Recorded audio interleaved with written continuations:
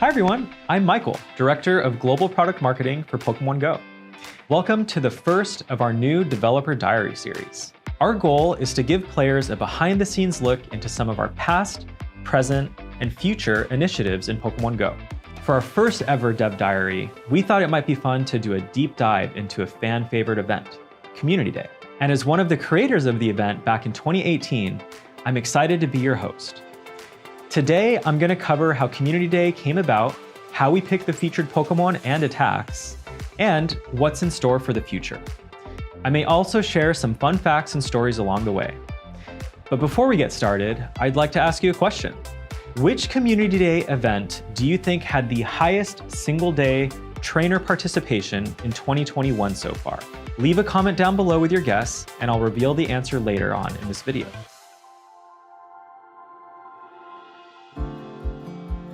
Community Day is a monthly limited time event in Pokemon Go that focuses on bringing the community together, just as the name says. During this event, one featured Pokemon appears like crazy in the wild, and trainers can enjoy a set of high-value bonuses like triple Stardust for catching or 3-hour lures. Of course, with the increased appearances of these Pokemon comes a chance to also encounter them as a rare, shiny Pokemon. At Niantic, our mission is to create products that encourage exploration, exercise, and real-world social interactions. That's why live events have always been so important to us.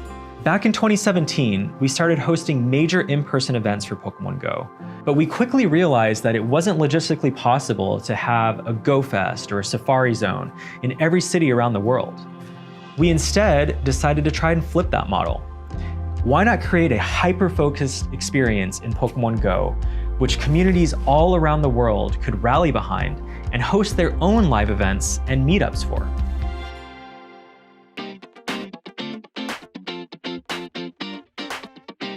That is a great question, and one I often see our trainers talk about. So yeah, let me shed some light on our thinking here. The truth is, we want to focus the experience around a limited window so that players have a significantly increased likelihood of meeting each other out in the real world.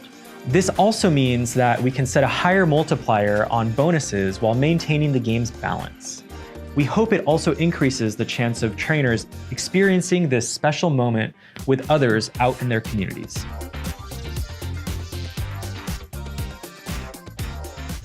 Did you know that since it first began in January 2018, we've had a total of 46 community days featuring 41 unique Pokemon?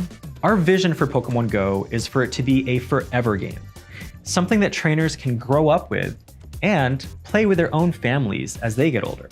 That vision goes into how we think about featured Pokemon in Community Day. It's really challenging. While picking a Pokemon for one Community Day might be a fairly straightforward task, if you think about planning for 5 years worth of Community Days, it becomes a much more complex one.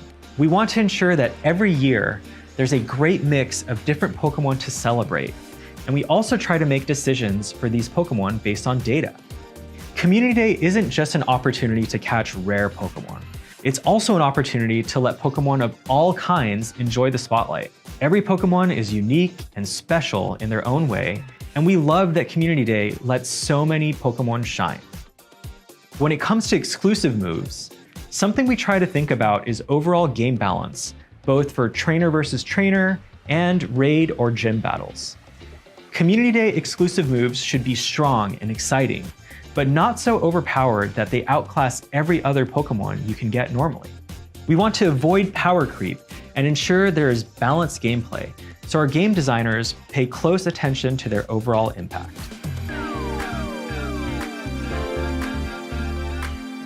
Did you know that on average, trainers walk 4 kilometers every Community Day? That's quite a lot of exploring. Number 2, on top of that, trainers have caught over 30.7 billion featured Pokemon on Community Days since they first started back in 2018. What an incredible amount.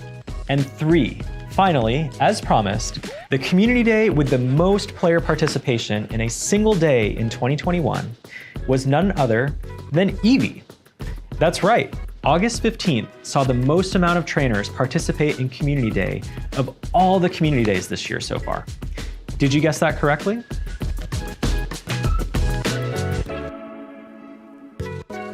I am proud to say that I've played in every single community day to date, so I have a lot of fond memories to choose from. But if I had to pick, I think my favorite story has to be from the Dratini community day. A few weeks prior, I had actually broken a rib in a snowboarding accident, so my plan was to take it easy. However, about 2 hours in, somebody nearby screamed "hundo," and apparently a perfect stat Dratini was caught about 1 mile north of where I was. So I speed walked as fast as I could with the pain from my broken rib, and I barely got there in time. To this day, I still use the Dragonite from that community day in Master League. Here it is.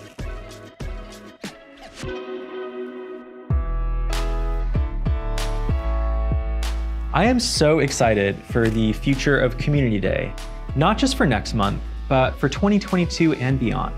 And while I'm not ready to reveal the exact Pokemon for November just yet, I am willing to share some hints. The featured Pokemon, let's call it X, was originally discovered in the Sinnoh region and is an electric type. Stay tuned later this week for a full announcement. And finally, we've received feedback that knowing dates well in advance helps trainers plan for them. So with that in mind, I'm happy to share the Community Day date through the end of the year. And along with these dates, I'm also happy to announce that at the beginning of each future season, we will be announcing the Community Day dates for those 3 months so our trainers can plan ahead. And that about wraps it up for our first Dev Diary. I'd love to hear what you thought in the comments below. With that, I'm signing off. Thank you for being a part of this wonderful community, and I hope to meet you out there someday at one of our community days.